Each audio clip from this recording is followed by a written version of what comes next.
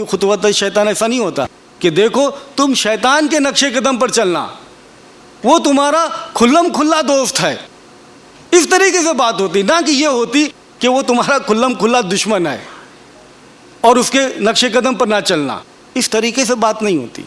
اسی طریقے سے سورہ مائدہ 5 نمبر کی سورہ اور 90 نمبر کی آیت ہے، یا ایھا الذین آمنوا انما الخمر والمیسر والانصاب والازلام رجس من عمل الشیطان فاجتنبوہ لعلکم تفلحون۔ اے ایمان والو، نشہ کی چیزیں، جوا، بت کی پوجا، فال نکالنا، یہ سب شیطان کے کام ہیں، ان سب سے بچو تاکہ تم کامیاب ہو جاؤ۔ اگر یہ شیطان کی جانب سے ہوتا تو اس طریقے سے نہیں ہوتا۔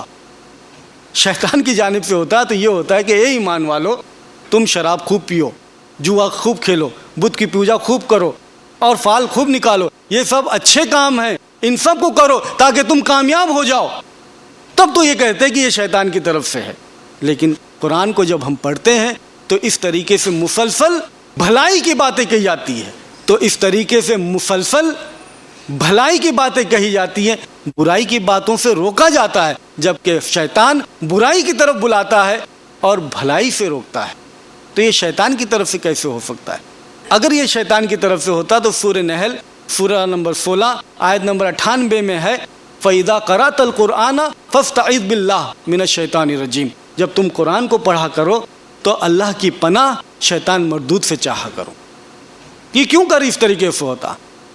بلکہ قرآن میں سورۃ الواقعہ 56 نمبر کی سورہ اور 77 سے 80 نمبر کی آیتوں میں ہے، وَإِنَّهُ لَقُرْآنٌ كَرِيمٌ فِي كِتَابٍ مَّكْنُونٍ لَا يَمَسُّهُ إِلَّا الْمُطَهَّرُونَ، یہ قرآن کریم ہے، یہ کتاب مکنون میں، کتاب محفوظ میں ہے، لا يَمَسُّهُ إِلَّا الْمُطَهَّرُونَ، اس کو کوئی نہیں چھو سکتا مگر پاک فرشتے۔ شیطان تو اس کو چھو بھی نہیں سکتا، اس کو پاک فرشتے ہی لے کے آتے ہیں۔ تو اس طریقے سے بآسانی یہ غلط فہمی چاہے کسی کی بھی ہو کہ یہ شیطان کی طرف سے، یہ ختم ہو جاتی ہے۔ اور چونکہ یہ عیسائی تھا، اس کو خود اپنی بائبل کا پتہ ہونا چاہیے کہ مارک کی انجیل میں 3 نمبر کے باب اور 24، 25، 26 ورسز میں یہ بات لکھی ہوئی ہے کہ اگر شیطان، اس کی بادشاہت اس کے خلاف ہو، اگر وہ خود اپنا ہی مخالف ہو جائے تو اس کی بادشاہت نہیں ٹکے گی، وہ خود نہیں ٹکے گا۔ تو یہ تو اسی کی ہی بائبل سے یہ بات رد ہو جاتی ہے کہ قرآن شیطان کی جانب سے ہرگز نہیں ہو سکتا، کیونکہ اس کی بائبل خود کہتی ہے کہ شیطان اپنی مخالف بات نہیں کرے گا، اپنے خلاف نہیں ہوگا۔ اسی طریقے سے ایک مرتبہ ایک مرتد سے میرا سابقہ پڑا، یہ سوڈانی ہوا کرتا تھا، عبد الرحمن اس کا نام کبھی تھا، اب یہ تھامس ہو گیا۔ چونکہ یہ سوڈانی تھا، اس کی زبان عربی تھی۔ جب میری بات چیت اس سے ہوتی ہے تو بات چیت کے دوران آخر میں یہ کہتا ہے کہ تم کیا قرآن کو کہتے ہو کہ یہ اللہ کا کلام ہے؟ اس کے اندر تو گرامر کی مسٹیکس ہیں، قواعد کی غلطیاں ہیں، گرامر کی مسٹیکس ہیں، حالانکہ بہت ہی بے تکی بات ہے، نہایت ہی نامناسب بات ہے، کیونکہ قرآن ایسے معاشرے میں نازل ہونا شروع ہوا جو معاشرہ اپنی زبان پر چوٹی پر تھے، ان کے جیسا کوئی عربی بولنے والا نہیں تھا، بلکہ وہ اپنے آپ کو عربی کہتے تھے اور دوسرے کو عجمی کہتے تھے، کہ دوسروں کو، غیر عرب کو بولنے کا سلیقہ نہیں، بات کو اظہار کرنے کی صلاحیت نہیں، دوسروں کو عجمی کہتے تھے، اپنے آپ کو عرب کہتے تھے۔ ایسے معاشرے میں قرآن نازل ہوا جب ان کی زبان الحمدللہ چوٹی پر تھی۔ ان مشرکوں نے نبی کریم صلی اللہ علیہ وسلم کو مجنون کہا، یہ کہا کہ اے محمد، یہ قرآن میں جو تم بیان کرتے ہو یہ پرانی کہانیاں ہیں، فیری ٹیلز ہیں، اساطیر الاولین ہیں، لیکن یہ کبھی نہیں کہا کہ اے محمد، اس قرآن کے اندر قواعد کی غلطیاں ہیں، یہ کتاب کیسے اللہ کی جانب سے ہو سکتی ہے، یہ کبھی نہیں کہا۔ اور ایک بات اور غور کرنے کی چیز ہے کہ زبانیں بولی جاتی ہیں پہلے، بعد میں گرامرز کے اصول لکھے جاتے ہیں۔ یہ کبھی نہیں ہوتا کہ گرامرز کے اصول، قواعد کے اصول پہلے لکھے جائیں اور پھر اس کے بعد میں زبانیں بولی جائیں. یہ نہیں ہوتا. ہمیشہ زبانیں بولی جاتی ہیں اور پھر اس کے بعد میں کبھی گرامرز کے اصول لکھے جاتے ہیں. ویسا ہی عربی زبان میں بھی ہوا. قرآن الحمدللہ نازل ہو چکا تھا جب عربی الحمدللہ پیک پر تھی, اونچائی پر تھی. قرآن نازل ہو چکا تھا اور گرامر کی کتاب ابھی مرتب بھی نہیں ہوئی تھی. سب سے پہلی کتاب جو گرامر کی وجود میں آئی ہے وہ سیبوئی نام کے شخص نے لکھی, الکتاب نام سے, اور وہ شخص 765 میں پیدا ہوا اور 797 میں انتقال کر گیا. مطلب 200 سال بعد تقریباً پہلی کتاب گرامر کی مرتب ہوئی. اس سے پہلے کوئی گرامر کی کتاب نہیں تھی. تو یہ کہنا کہ قرآن کے اندر قواعد کی غلطی ہے, یہ بالکل بے تکی بات ہے. ہرگز ہرگز یہ ناممکن ہے. یہ ہو ہی نہیں سکتا کہ قرآن کے اندر قواعد کی غلطیاں ہوں. ایک مرتبہ میں ایک کتاب آریہ سماج کی پڑھ رہا تھا.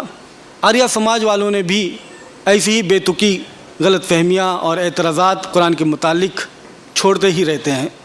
اور پہلی جو غلط فہمی جو میں پیش کروں گا ان کی یہ ہے, سورہ آل عمران سورہ نمبر 3 آیت نمبر 54 میں. آیت نمبر 54 سورہ آل عمران کی یہ کہتی ہے, وَمَكَرُوا وَمَكَرَ اللَّهُ وَاللَّهُ خَيْرُ الْمَاكِرِينَ, کہ انہوں نے مکر کیا اور اللہ نے بھی مکر کیا اور اللہ بہترین مکر کرنے والا ہے. اب یہ آریہ سماجی اس آیت کو, عربی آیت کو اردو کی طرح استعمال کرتا ہے. کہتا ہے کہ انہوں نے مکر کیا, مکر فریب کیا اردو کی طرح, اور اللہ نے بھی مکر فریب کیا اور اللہ بہترین مکر فریب کرنے والا. نعوذ باللہ. اگر عربی کی آیت کو اردو کی طرح آپ اردو میں سمجھنے کی کوشش کریں گے تو یہ مشکل ہوگی ہی. اگر عربی میں شراب ورڈ ہے, شراب عربی میں پینے کی چیز کو بولتے ہیں, اردو میں شراب نشہ کی پینے کی چیز بولتے ہیں, نشاور چیز کو بولتے ہیں. تو اردو کا شراب اور عربی کا شراب یہ دونوں مختلف ہے. اسی طریقے سے مکر عربی میں خفیہ تدبیر کو بولتے ہیں, اردو میں مکر فریب میں استعمال ہوتا ہے. تو اب جب صحیح ترجمہ کریں گے وَمَكَرُوا وَمَكَرَ اللَّهُ وَاللَّهُ خَيْرُ الْمَاكِرِينَ, کہ خفیہ تدبیریں انہوں نے بھی کی اور خفیہ تدبیریں اللہ سبحانہ تعالیٰ نے بھی کی, اور بہترین خفیہ تدبیر کرنے والا تو اللہ ہی ہے. تب کوئی غلط فہمی نہیں. تو یہ زبان کی ہیر پھیر کی وجہ سے, حالانکہ یہ اس کی شرارت ہے, اس کو سمجھنا چاہیے کہ یہ قرآن عربی میں ہے, اس کو میں اردو کی طرح نہ سمجھوں.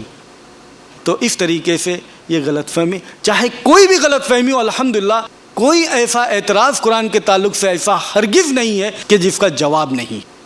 آخر میں ایک اور غلط فہمی جو مسلمانوں کے بیچ میں موجود ہے, مسلمان یہ سمجھتے ہیں کہ قرآن کا مصحف یہ ہم غیر مسلم کو نہیں دے سکتے. سارے کے سارے مسلمان نہیں, لیکن کچھ مسلمان ایسا سمجھتے ہیں کہ قرآن کا مصحف, قرآن کی کاپی ہم غیر مسلم کو نہیں دے سکتے. میں 2 آیتوں کے حوالے سے میں بات یہ پیش کرتا ہوں.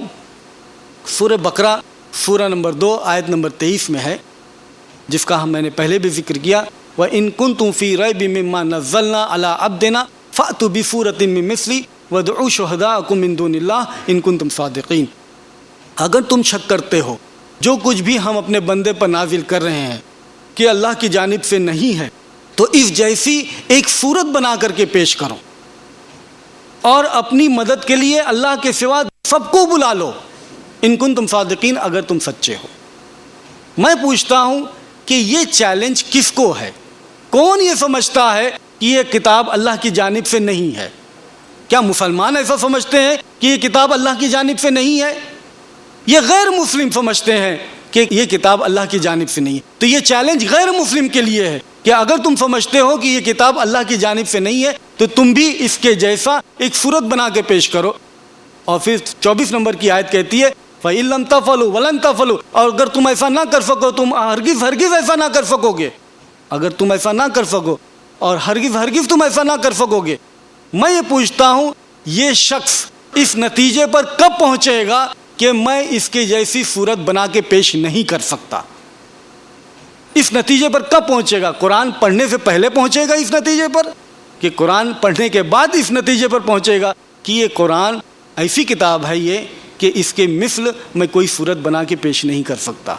تو قرآن جب اس کے ہاتھ میں جائے گی، اس کو پڑھے گا، تب اس نتیجے پر پہنچے گا، اس سے پہلے اس نتیجے پر پہنچ ہی نہیں سکتا. سورہ نساء 4 نمبر کی سورہ 82 نمبر کی آیت اسی طریقے سے. کیا وہ قرآن پر غور نہیں کرتے، غور و فکر نہیں کرتے؟ اگر یہ اللہ کی جانب سے نہ ہوتا تو اس کے اندر بہت سی غلطیاں پاتے، بہت سی اختلافی باتیں پاتے. اچھا یہ بتاؤ کہ کون اللہ کی جانب سے نہیں سمجھتے؟ کیا مسلمان ایسا سمجھتا ہے کہ اللہ کی جانب سے نہیں ہے؟ یہ تو غیر مسلم سمجھتے ہیں کہ یہ اللہ کی جانب سے نہیں ہے، اور ان کے لیے چیلنج ہے کہ اگر ایسا سمجھتے ہو کہ اللہ کی جانب سے نہیں ہے تو اس کے اندر بے شمار غلطیاں پاتے. تو اگر ان کو اس نتیجے پر پہنچنا ہے کہ اس کے اندر کوئی غلطی نہیں ہے تو اس کو پڑھنا ضروری ہے. اس سے پڑھے گا وہ، تب تو یہ نتیجے پر پہنچے گا کہ اس کے اندر کوئی غلطی نہیں ہے. بغیر پڑھے اس نتیجے پر تو نہیں پہنچ سکتا کہ اس کے اندر کوئی غلطی نہیں ہے. تو اس سے یہ بات سمجھ میں آتی ہے صاف صاف کہ قرآن کا مصحف غیر مسلموں کے ہاتھ میں دیا جا سکتا ہے پڑھنے کے لیے. اس میں کوئی اشکال نہیں، کوئی ڈاؤٹ نہیں، کوئی شک نہیں. عزیز ساتھیوں، بزرگوں، دوستوں، ساری کی ساری انسانیت، جتنے لوگ بھی موجود ہیں اور جو لوگ نہیں موجود ہیں، ساری دنیا کے لوگ، یہ سارے کے سارے لوگ ایک امتحان سے گزر رہے ہیں. ہم جو یہاں بیٹھے ہیں یہ ہمارا امتحان ہے. میں اگر تقریر کر رہا ہوں تو یہ بھی میرا امتحان ہے. اگر ہم اپنے گھر میں ہیں تو یہ بھی ہمارا امتحان ہے. اگر ہم تجارت کر رہے ہیں تو یہ بھی امتحان ہے. اللہ سبحانہ تعالیٰ فرماتا ہے سورۃ الملک 67 نمبر کی سورہ اور 2 نمبر کی آیت میں، الذی خلق الموت والحیات لیبلوکم ایکم احسن عملا، کہ اسی نے موت اور زندگی کو پیدا کیا تاکہ دیکھے تم میں کون اچھے عمل کرتا ہے. یہ پوری کی پوری زندگی ہماری ایک امتحان ہے. سورہ انبیاء سورہ نمبر 21 اور آیت نمبر 35 میں ہے، کلو نفس ذائقۃ الموت، ہر نفس کو موت کا مزہ چکھنا ہے. وَنَبْلُوكُمْ بِالشَّرِّ وَالْخَيْرِ فتنہ، اور ہم یقیناً آزمائیں گے تم کو ہر شر اور ہر خیر سے. ہر اچھی اور بری چیز جو ہے تمہارے لیے امتحان ہے. وَإِلَيْنَا تُرْجَعُونَ، اور تم سب میری طرف لوٹائے جاؤ گے. تو یہ پوری کی پوری زندگی، ہر ایک چیز ہمارے لیے امتحان ہے. اور جس طریقے سے ہر امتحان میں پاس ہونے کے لیے ایک سلیبس ہوا کرتا ہے، اسی طریقے سے اس زندگی کے امتحان میں اچھے نمبرات سے پاس ہونے کے لیے، اچھے نمبرات مطلب اچھے درجے کی جنت میں جانے کے لیے، اچھے نمبرات سے پاس ہونے کے لیے اس کا نصاب یہ قرآن ہے. اور کوئی بھی امتحان میں ہم ہرگز پاس نہیں ہو سکتے جب تک ہم اس سلیبس، اس نصاب پر پکے نہ ہو جائیں. تو قرآن سے دور ہو کر کے ہم ہرگز اس زندگی کے امتحان میں کامیاب نہیں ہو سکتے. ایک بار اور کہ قرآن سے دور ہو کر کے، اس سلیبس سے دور ہو کر کے ہم اس زندگی میں ہرگز کامیاب نہیں ہو سکتے. میں اپنی بات اسی آیت سے ختم کرتا ہوں جس آیت سے میں نے اپنی بات کو شروع کی تھی. سورۃ الصف 61 نمبر کی سورہ اور 8 نمبر کی آیت ہے، یریدون لیطفئوا نور اللہ بافواہہم، کہ وہ چاہتے ہیں کہ اپنی پھونکوں سے اللہ کے نور کو بجھا دیں. یریدون لیطفئوا نور اللہ بافواہہم واللہ متم نورہ، لیکن اللہ تو اپنے نور کو مکمل کر کے ہی رہے گا. ولو کرہ الکافرون، چاہے کتنا بھی کافر اس کو ناپسند کریں، چاہے کتنا بھی برا کافروں کو لگے، اللہ تو اپنے نور کو مکمل کر کے ہی رہے گا. وآخر دعوانا ان الحمد للہ رب العالمین. یہ تھے ڈاکٹر شعیب سید صاحب، جن کی بصیرت افروز اور مفصل اور مدلل تقریر آپ سماعت فرما رہے تھے. یقیناً ان کی تقریر نے آپ کے دلوں کو جھنجھوڑا ہوگا اور آپ کے دلوں کی بند گرہیں کھل گئی ہوں گی، اور آپ تمام حضرات کو ایک نیا حوصلہ ملا ہوگا۔ بے شک ہم قرآن کو چھوڑ کر اور قرآن سے دور ہو کر نہ اس دنیا میں کامیاب ہو سکتے ہیں اور نہ آخرت میں۔ چھوڑ کر قرآن مسلم حق سے بیگانہ ہوا، چھوڑ کر قرآن مسلم حق سے بیگانہ ہوا، دین بھی رسوا ہوا اور آپ بھی رسوا ہوا۔ اب ہمارا جو دوسرا سیشن ہے سوال و جواب کا، اس کو شروع کرنے سے پہلے چند باتیں آپ کے گوشے گزار کرنا مناسب سمجھتا ہوں۔ سب سے پہلی چیز یہ ہے کہ جو بھی بھائی یا بہن سوال کریں وہ اپنا نام اور پیشہ پروفیشن ضرور بتائیں۔ ایک وقت میں ایک ہی سوال کی اجازت ہوگی۔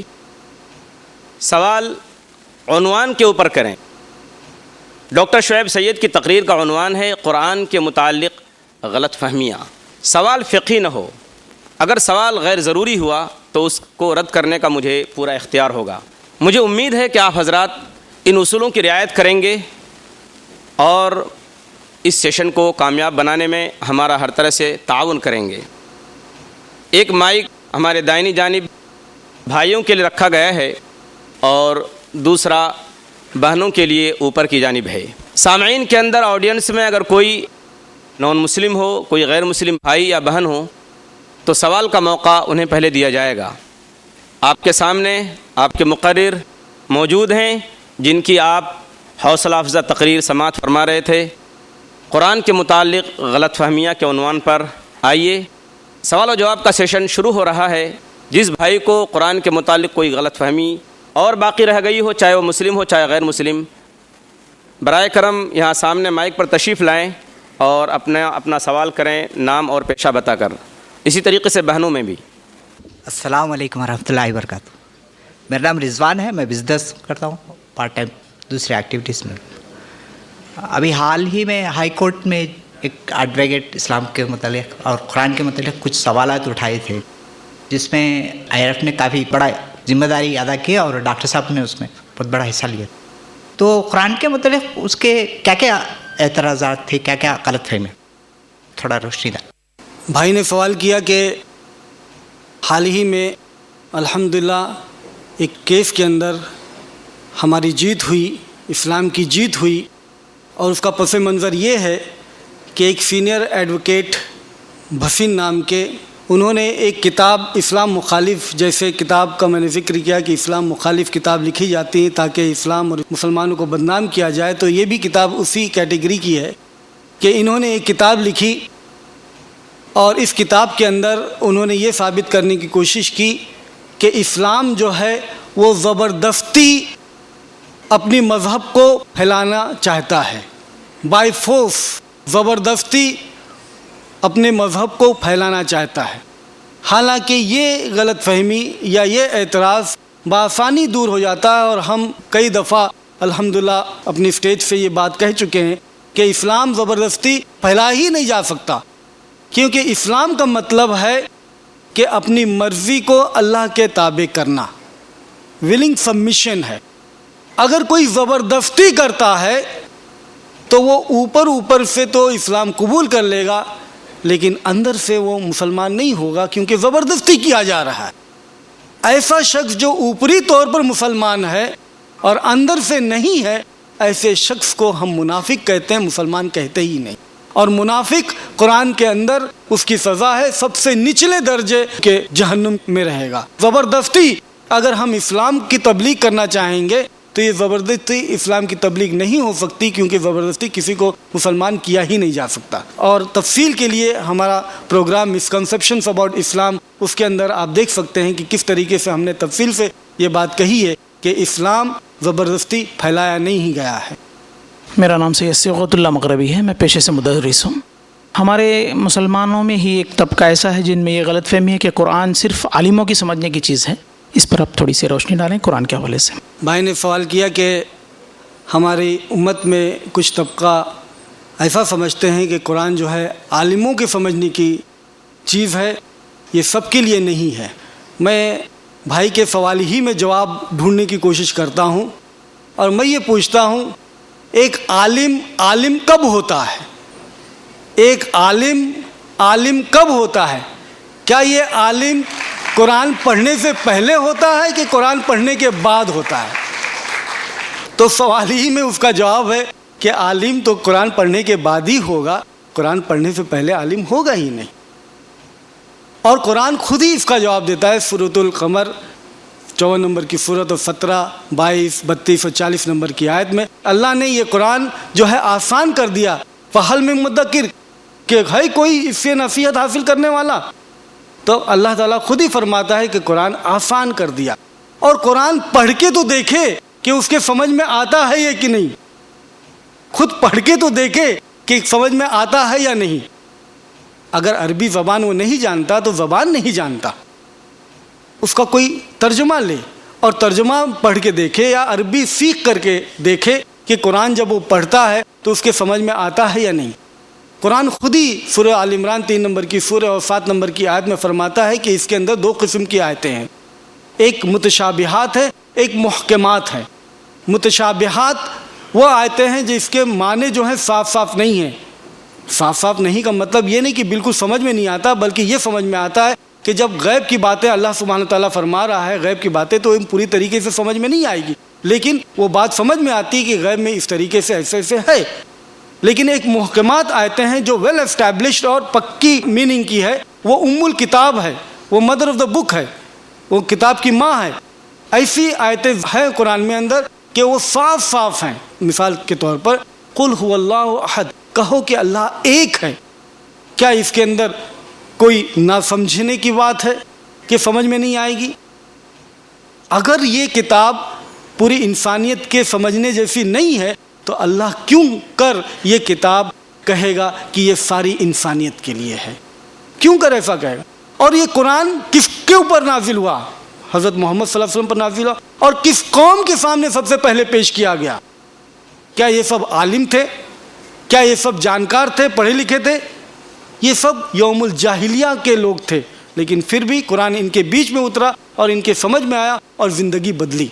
यकीन के साथ कहा जा सकता है, एक ईसाई वॉल्टर डर्क वो कहता है कि अगर कुरान को खुले जहन के साथ पढ़ा जाए, अगर उसका जहन बंद नहीं है हक बात को कबूल करने से, तो वो मुसलमान होकर रहेगा। और ये शख्स भी मुसलमान होकर रहा और उसका नाम सैफुद्दीन बाद में पड़ा। बहनों की तरफ से अगर कोई सवाल हो। अस्सलाम वालेकुम। वालेकुम सलाम। I am house wife, home maker. मुझे ये क्वेश्चन पूछना है